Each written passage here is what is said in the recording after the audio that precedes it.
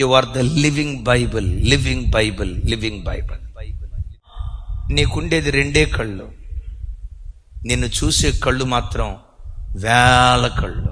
నీ ప్రతి అడుగడుగు గమనిస్తారు, నీ ప్రతి మాట గమనిస్తారు. లోకస్తురాల్లాగా నువ్వు మాట్లాడకూడదు. నువ్వు నిలవబడే విధానం కానీ, మాట్లాడే విధానం కానీ, సంభాషించే విధానం కానీ దైవభక్తికి తగినట్లుగా, దేవుని పిల్లలన్నట్లుగా మన ప్రవర్తన ద్వారా ప్రకటించేటట్లుగా మన వ్యక్తులుగా మనం బ్రతకాలి. లోకంలో యవన బిడ్డలు ఉన్నారు.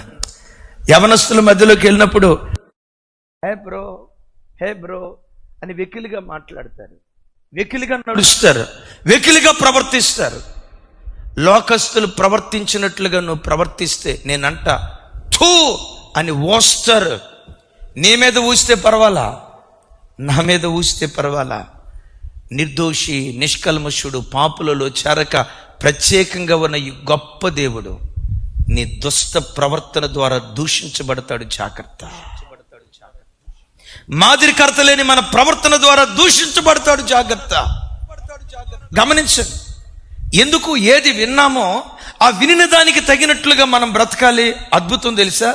విన్నదానికి తగినట్లుగా బ్రతికితే ఆ వ్యక్తి ద్వారా ఆ ప్రాంతాలలో విప్లవాన్ని సృష్టిస్తాడు దేవుడు. ప్రపంచం సృష్టిస్తాడు దేవుడు. కొంచెం నువ్వు ఆ విన్న వాక్యం నీలో ఫలిస్తే నువ్వు అడుగుపెట్టిన చోట విప్లవాలు దేవుడు సృష్టిస్తాడు, ప్రపంచం సృష్టిస్తాడు.